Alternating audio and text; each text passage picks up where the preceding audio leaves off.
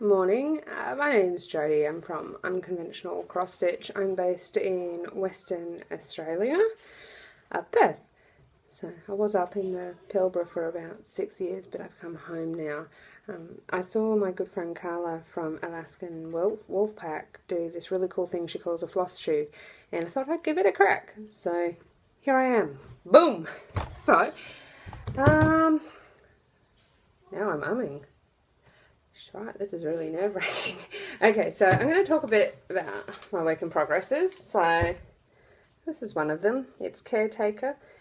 I'm calling it a page finish, but I have actually, as you can see, kind of been a bit naughty and done a tiny bit of the next page. So this, I'd say this year, but last year too, I did something really new for myself and I started doing more than one project at once. I was really not keen on it. Most of my projects have at least 60 to 90 colours in them.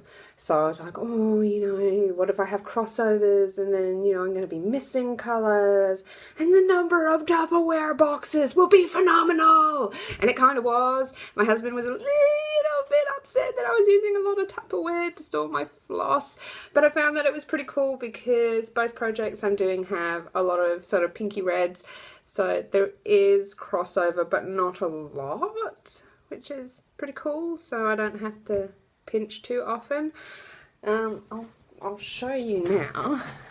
One memento.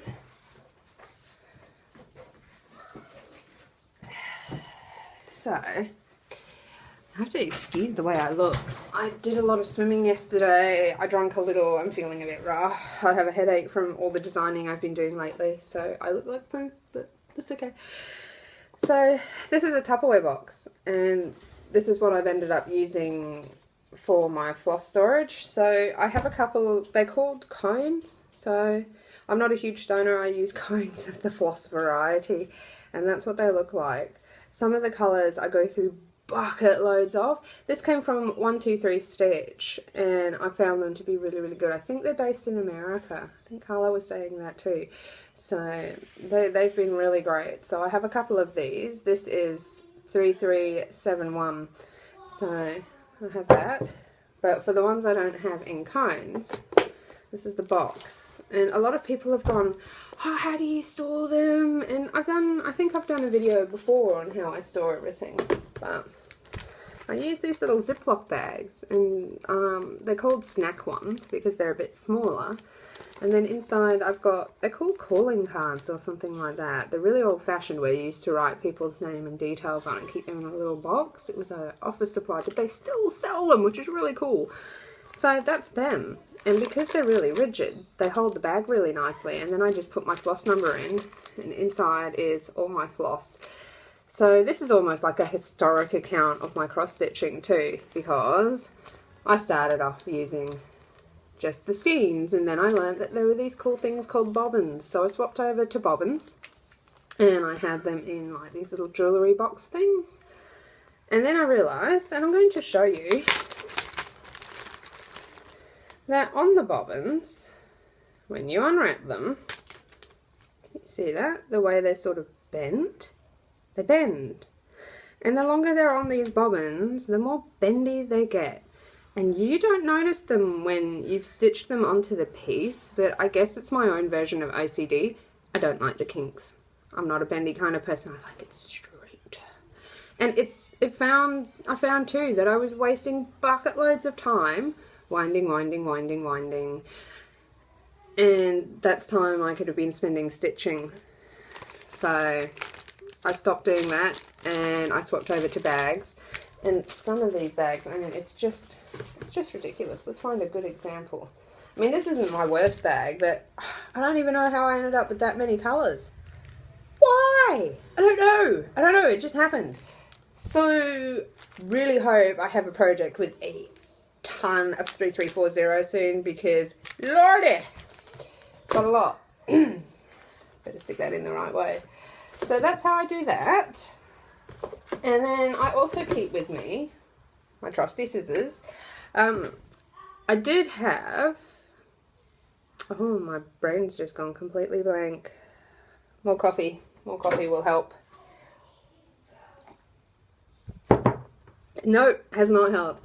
I had one of these little dingle-dangle doodads that I embarrassingly can't remember what they're called to help me find my scissors.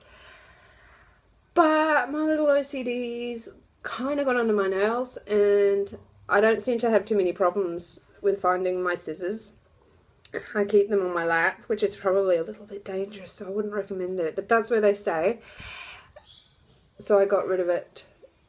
I still can't remember what it's called. But they look really pretty, the little doodads, and I like them. I just didn't like it dingle-dangling around. And because I had metal bits in mine, if it swung near a needle minder, plink, and then I had to detach. And then I ended up with needles, and it was, So anyway. And then, I still use these. I'll give this back to my brother one day, maybe, but I don't know, they were called snake magnets, and I've had them for over a decade, so I think I still hold on to it for the pure sake that I'm like, oh, it's kind of a memory of my early days in cross-stitch where I learned I needed magnets, because if I didn't use magnets for my needles, they got stuck in the carpet and Jodie would tread on the magnets and, oh, needle in the foot. Not too fun to pull out, I might add. Don't recommend that either. So I stole these magnets from my brother.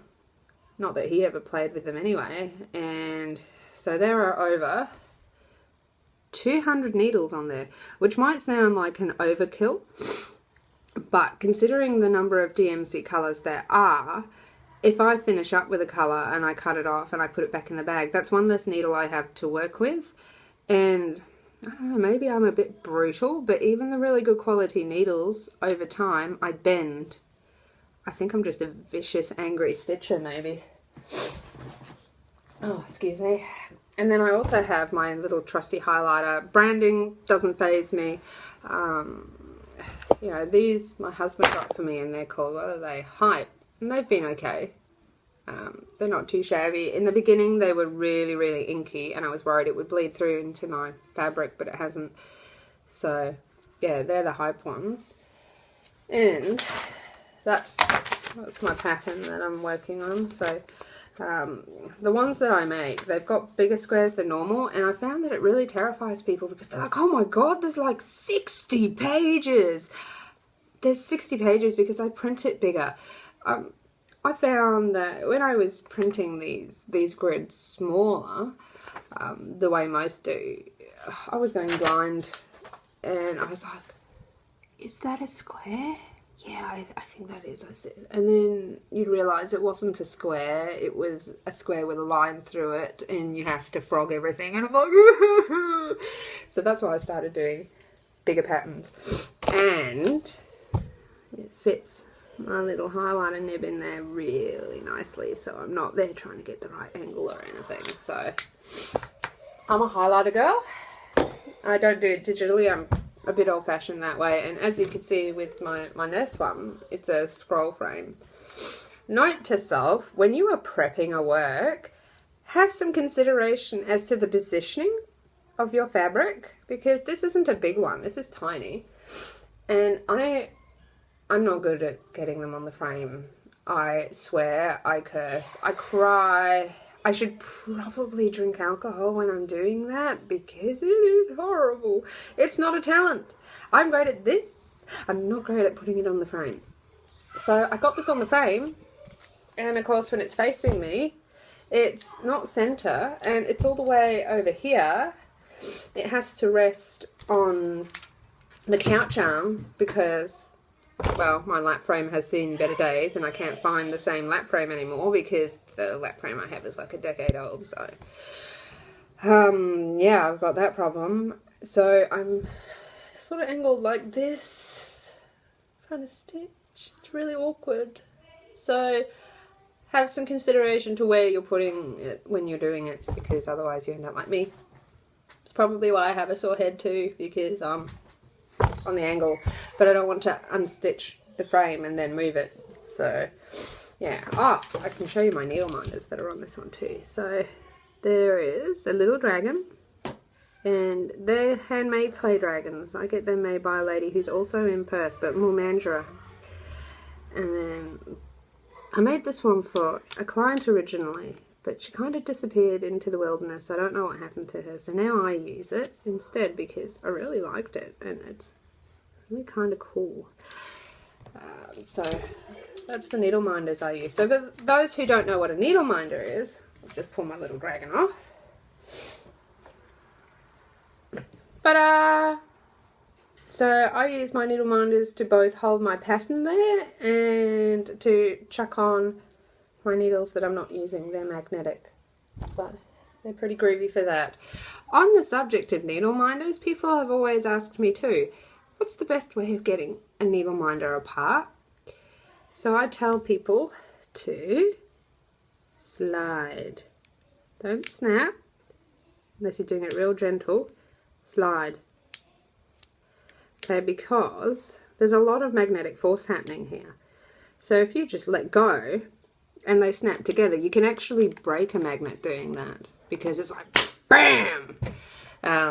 So try and be loving and gentle and slide. That's the best way of doing it. You slide.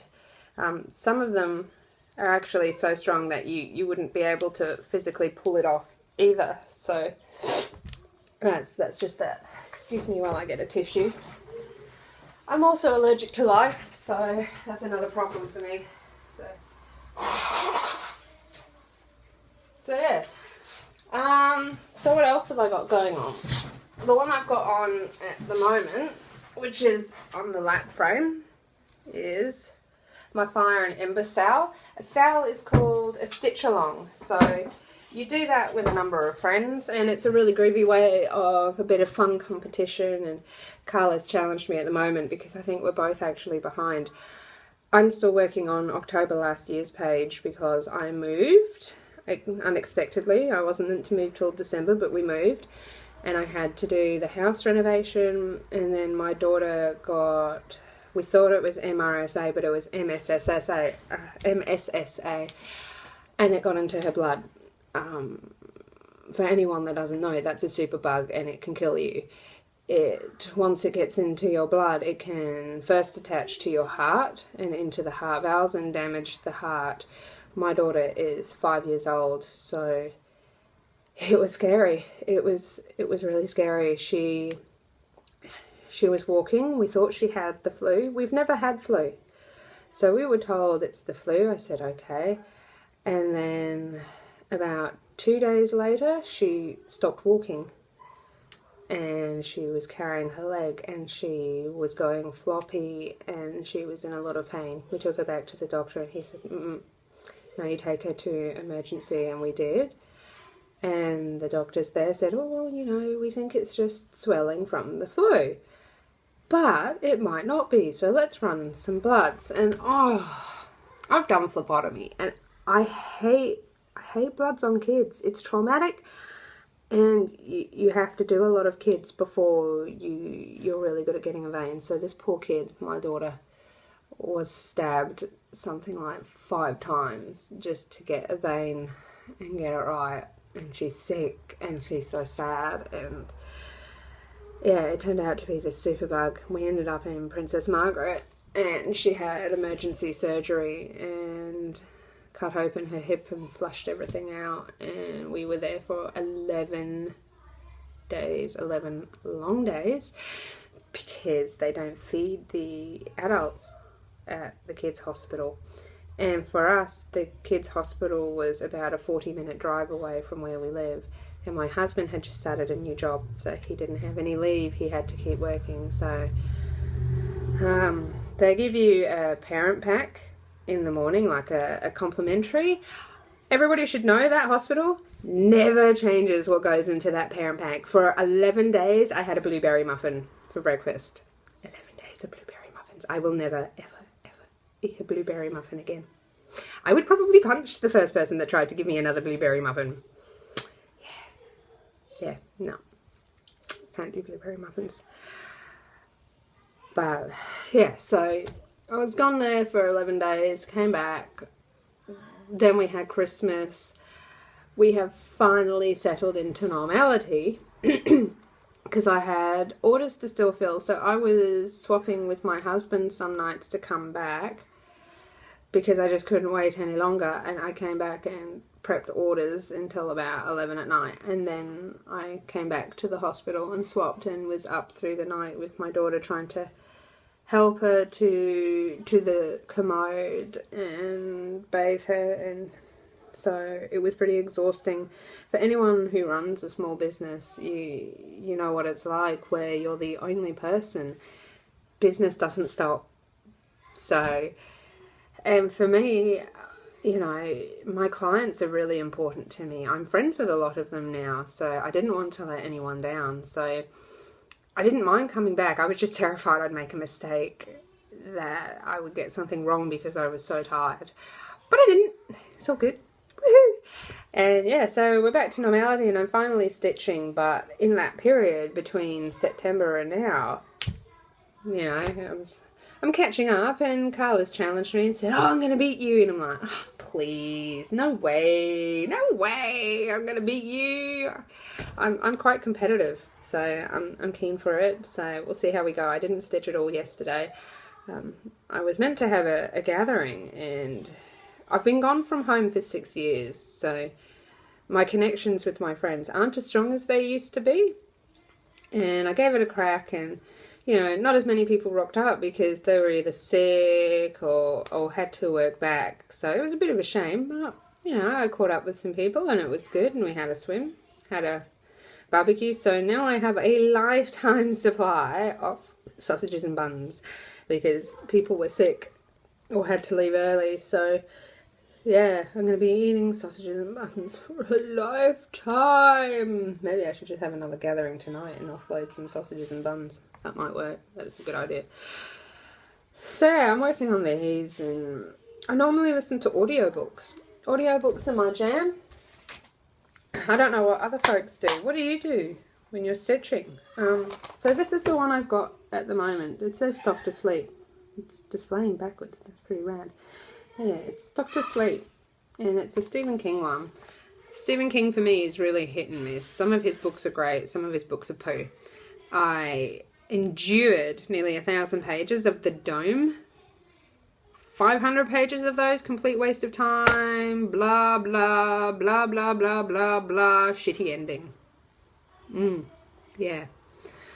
But Dr. Sleep I'm enjoying, and it's actually book 2 of The Shining. So I watched The Shining movie. Actually kind of scary. That was really good. A lot of people said it was poo, but I liked it. So now that's filled in the gaps for me on this one. So I'm trying to listen to this one while I design. And I'm getting the gist of the story, but I think I'm missing little bits and pieces. I can't remember most of the characters' names. I lie, I can't remember any of their names. I know their roles, and that's about it.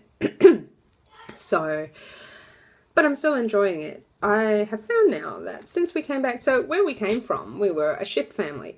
My husband did 4 days on, 3.5 days off, and the other half of the last day was sleeping for night shift, and then he'd do 4 night shifts and 4.5 off, 5 days off. So when he went on to night shift, I would stay up all night and listen to audiobooks and stitch. And when he was home, we would, well, he'd watch a gazillion car shows. Roadkill, I don't mind that one actually. So yeah, he'd watch a lot of that, and I would stitch at the same time, thus consuming an entire couch. He loves me a lot, that man.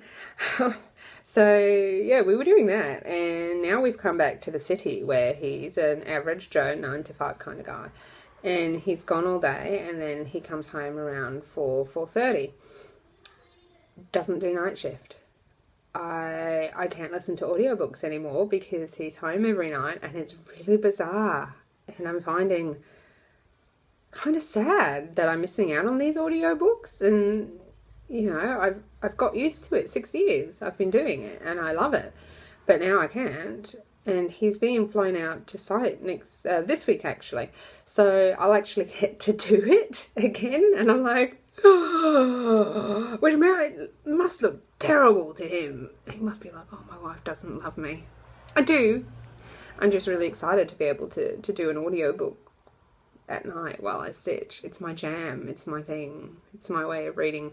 And my kids are off school on school holidays too, so oh my Oh, does anybody else get like this towards the end? Where you just, I mean, I'm at a stage where I understand why lions eat their young. Oh, my kids are 5 and 6 years old and they are blowing my mind, and I'm in the city, and it's not like they don't get out, and they're swimming and they're going places and they're totally spoiled compared to what I was like as a kid. School holidays, I lived on an island of like 13 people. Too bad, so sad. Make your own fun. But gosh,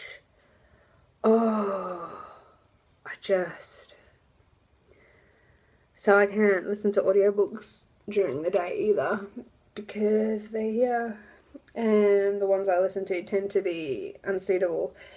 Even listening to this Stephen King one, I'm really nervous that they'll overhear it, because it is a lot of adult themes and it's a bit of a horror, so it's a bit hit and miss. Even books I've had where I've gone, they're totally suitable.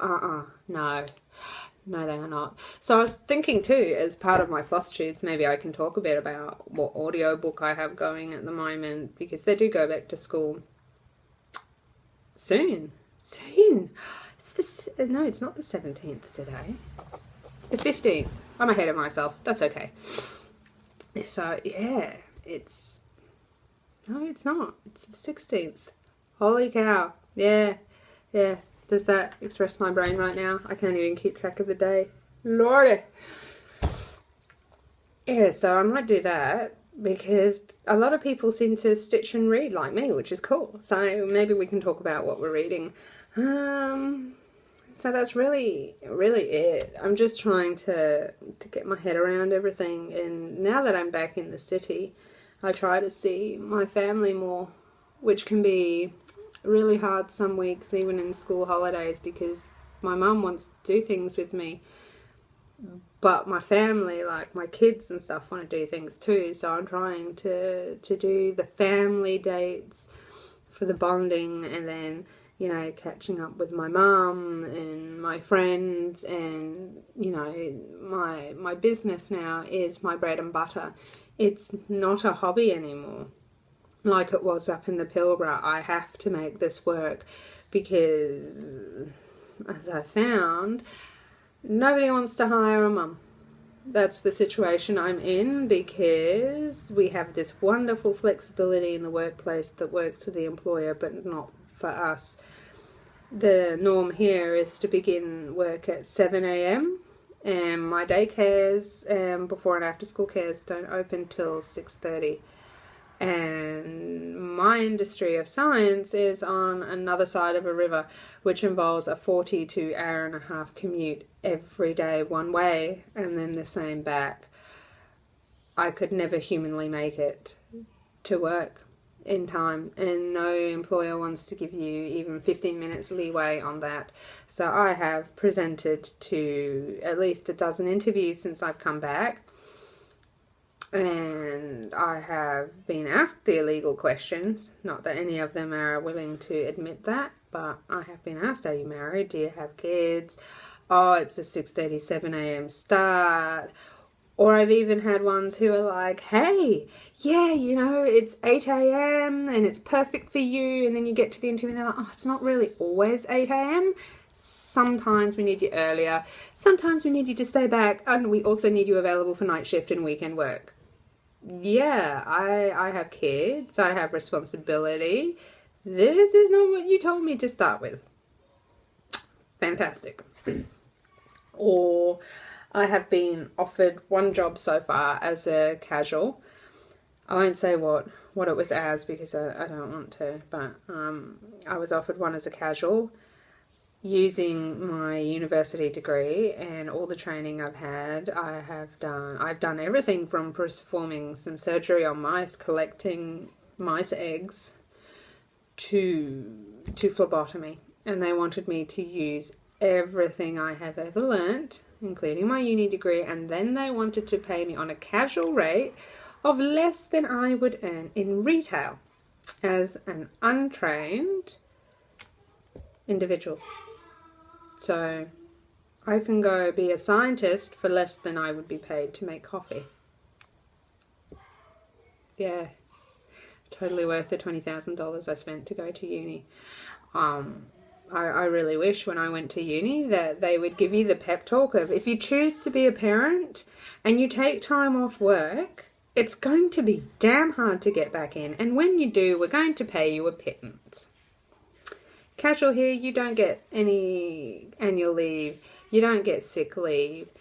And they can turn around to you after 2 hours of you being there and go, yeah, we don't need you anymore. You can go home.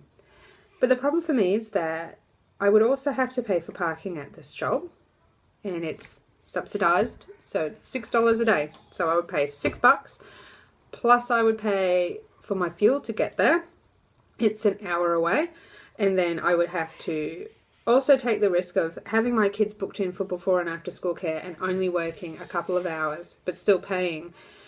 And this before and after school care works out to $80 a kid. And I get some of that back, but not a lot. So I had to say no, because the risk to reward was just not there. So I decided to throw myself head on into cross stitch. These interviews didn't make me feel good. The job applications didn't make me feel good. Like, I was applying for 10 jobs a day and, well, you know, very few interviews, very few even rejections. Employers are getting so many job applications right now from people that they just don't bother getting back to you. So that was the situation, so I went, stuff it. Cross stitch makes me feel good. This is what I'm going to do. I'm going to embrace this. I can do this. I mean, my kids right now are through drawing and making paper airplanes. I'm with my family. This is what's right for me. I'm passionate at it and I love doing it. So this is where I'm at. And I have an office now. Like, I have a dedicated space where I can do my work. It's really nice to have. My husband is supporting me. But it's also scary because this is it. This is my income. So if I don't make this work, you know, we could be short for the month. But so far, it's working and I'm happy. I am so happy. So to anyone out there that's watching, do what makes you happy.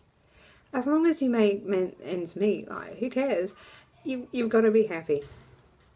Because there is no point in wasting your life being unhappy. I spent 6 years being unhappy. I wasn't happy in the Pilbara. That's 6 years of my life I won't get back. And we may have met our financial goals, but we are so much happier here. So, you know, life realistically is really short. So make the most of it. Wow, that was philosophical. Almost depressing. Let's get happy. What else can we talk about? Because this is my first video and Carla's goes for like 40 minutes. So, bam. What else can I show you? So, let's show you something. So I'm going to show you as well because everyone gets... my poor old office chair, pretty busted.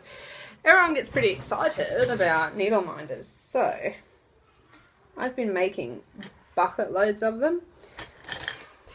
Because now that I'm doing this as my full-time occupation, that's what I'm going to do. So this, oh, the lighting is atrocious. Let's try a different one. Nope.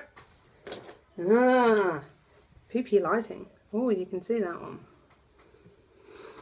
So I have always been an artist. Ask my mum, and it's all I wanted to do. I was drawing, painting, creating. Live for it. Even knitting. I was good at knitting as a kid. So I knitted little piggies and little... that's really off the line again. So yeah, I've been experimenting with all these colours. And I currently have... This is one of the bowls I have made. So... I also have the dilemma that I rely on the postal system for a lot of supplies and I'm waiting for some supplies to come in and then I'm going to get listing. I was trying to get them all made too so that I wasn't just every day photograph list. I just want to do it in one big bam. So I've got those that I make. And I've got some of these and see that? That's pretty cool. They're like little gargoyles. And then... I'll use this one because it's kind of in the theme. Yeah, so you pop them in there. See, that is pretty cool. So So I'm going to be doing some of those too. I just haven't decided which ones to pair up. And I've got like little gargoyles. And then, unfortunately, these are round as well, but they're krakens. Octopuses. So I do have some kind of octopus designs, but my krakens are not round. This is a kraken one. And they've got angles on them, so I can't be putting the krakens in there, but that's okay. You know, I could do like a heart. That heart looks pretty mad. So, speaking of hearts, I'm doing a competition too, if you head on over. And you get to, so because I make these, people are picking, can you see there's veins on that one? So you can pick like a vein colour, a heart colour, and a base colour, and the base is this black bit here. And then I make it, and I send it to you, and then the picture of it goes into an album, and everybody votes for their favourite. And there will be 2 winners drawn, a first place and a second place, and you get money to spend in the shop. So I'm having a ball. Like, people are coming out with the maddest colour combinations. I'm so excited. It's so cool. So I'm trying to get more people into it, because the bigger it is, the more competition we're going to have, and I'm blown away with the colour combos. So if you're keen for a competition and getting your creativity on, head on over. So yeah, I guess that's all I've got to talk about. It's Monday, it's the first thing in the morning. I'm thinking if people like my Flosstube, I might do this maybe once a week on a Monday, just to catch up, or when I've had a particularly eventful day and I have more to blah blah about. So yeah, I hope you've enjoyed it. I'd love to hear from you, so leave a comment below, and that would be mad. So everyone, enjoy stitching. Bye!